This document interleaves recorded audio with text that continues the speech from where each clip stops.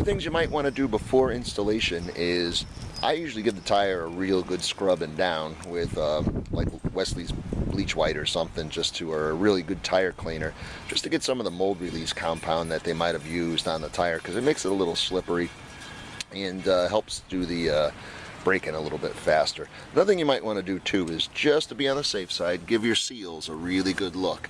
Take a nice peek at the edge of the lip here, and you know, make sure there's nothing got damaged during the high-speed balancing, and there's no torn edges of the little lip seal there, and no dry rot either. Since this bike is relatively new, you don't have to worry much about that, but just give a good observation. There's a seal just like this on both sides, and make sure everything looks good and it's intact, and we'll put it back on the bike. Putting our tire on is basically the reverse procedure of how you got it off, with a few minor twists. Two things you want to check very quickly though before you go ahead with the installation is, check the sidewall of the tire for the rotation arrow to make sure your installer put the tire on correctly before it's too late. The other thing you might want to check too is, you always find a dot on the tire where it's supposed to be lined up with the valve stem for balancing purposes. So check to make sure that happened correctly too. Most of these guys are really good about that kind of stuff, but it never hurts to check. Line up your rotation in the direction the tire belongs on the bike. This particular wheel only goes on one way, because you'll notice that the hub has a different extension on one side as the other. The shallower side goes on the left side of the motorcycle. And then what we're going to do is reinstall our collars. You'll see the collar basically has a little grease line on it. What I do is wipe it nice and clean, put a very, very light coating of grease back on it, both sides. And then we'll move further with our installation. Okay, one other thing you want to do is give the axle shaft a really good cleaning to make sure there's no road grime, or the old grease that was on it is off of it completely. I cleaned that, and I cleaned the collars really, really well for the same purpose. I usually just use a little bit of brake clean, works really well. So once you got the surface of all these things clean, the axle shaft, most importantly, I just put a light coating of Moly lube on it, or you could use some assembly lube like a white lithium grease or something to put back on, just to get the axle shaft to slide through smoothly.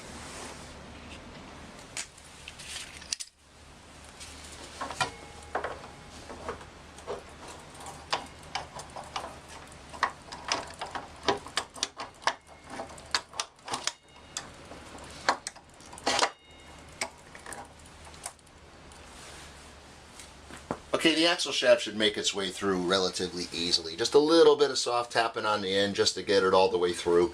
And then just check, raise your bike a little bit once again, just check to make sure the wheel spins freely before we start clamping things down in place. Now you can install the axle bolt to the other side. Hand tight.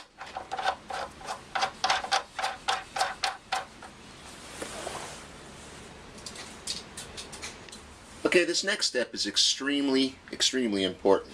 Just about every nut and bolt on your motorcycle has a specific torque value, and it's imperative that you follow this. You're typically threading into a lot of aluminum parts and such. You don't want to take the risk of stripping anything, and you really don't want to guess with a lot of things like brake parts and axle shafts and things like that.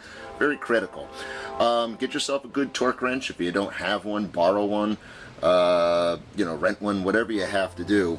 The axle bolt is 44 foot-pounds of torque for this motorcycle, which equates to, looking at our digital torque wrench, 44 foot-pounds, 528 inch-pounds, or 59 newton meters if you're into that kind of thing.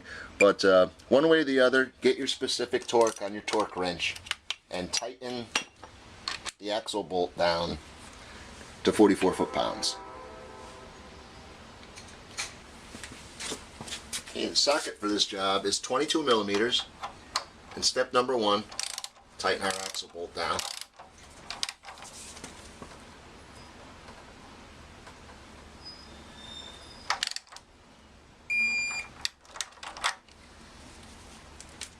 Alright, next comes the 2 pinch bolts, and the 2 pinch bolts get tightened down to 16 foot-pounds of torque, which is the equivalent to 22 newton meters if you have a metric torque wrench.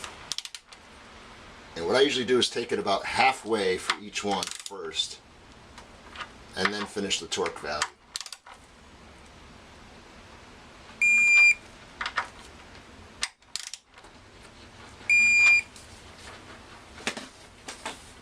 And this side's all set. Alright, the next step is to reinstall the calipers, and that is prior to tightening down the last 2 pinch bolts on the left side. That gets done last because there's a little bit of a particular procedure to that. What you notice that I did this time is I put a little bit of gaffer's tape on the rim to kind of protect the rim from scratching when I put this caliper on. I know I mentioned it earlier in the video. I didn't do it because I cheated and I got the caliper out there without scratching the rim, but it's a close one and you really should just do it because you don't want to scratch your rim for no reason at all. Gaffer's tape works great because it's very clothy and hard to puncture. Duct tape works well. I like the gaffer's tape a little bit better because it comes off cleanly. Masking tape or painter's tape would work also, but they puncture and sometimes you could scratch through it by accident. So put a little tape on both sides of the rim and then rotate the wheel around so it's in your working area when we go to put this caliper on. Alright, I'm going to cut the zip tie off that I put on to hold the caliper up and out of the way. And basically just make sure that the pads are separated. Mine are. And make sure this tape is in my working area. And we're going to sneak this caliper right back on just the way it came off. The tricky part is just kind of getting the pads clear on each side of the disc so the disc slides right in between them. There we go. Alright, the torque value on this, 23 foot-pounds, or 31 Newton meters. And once again, I bring them a little snug each, and then go for the final torque secondary.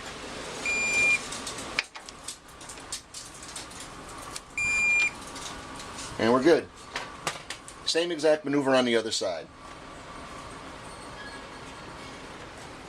Alright, before you take the bike off the center stand to do the final procedure, which is tightening down these 2 pinch bolts, I personally just give the front wheel a little spin, just to make sure nothing's binding or dragging. It should spin freely outside with just a little bit of minor rub from your brake pucks. That is common.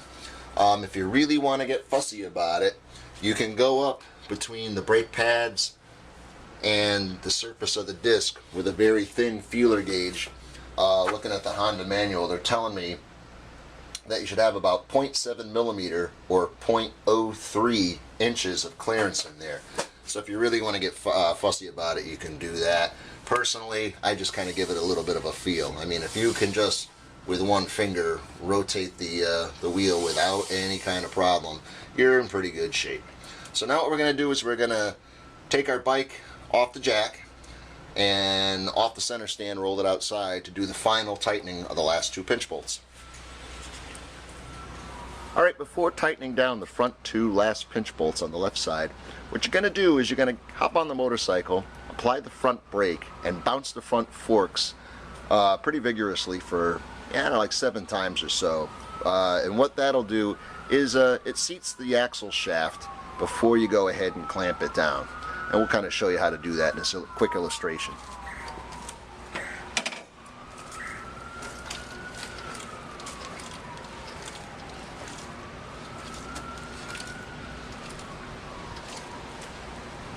Prior to tightening down the last 2 pinch bolts, take a really good look at your axle shaft.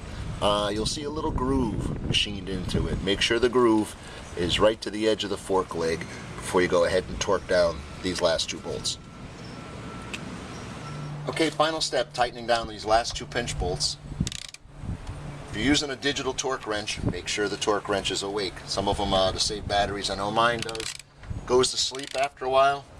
And boy, it's an easy thing to do, to pick the wrench up while it's asleep and start tightening things down, waiting for it to beep and vibrate, and it never happens. Meanwhile, you put a little too much tension on your bolts here, so it's a good thing to double check. And these are 23 foot-pounds. I tighten them down to 10 each first, and then go back and do the secondary final torque.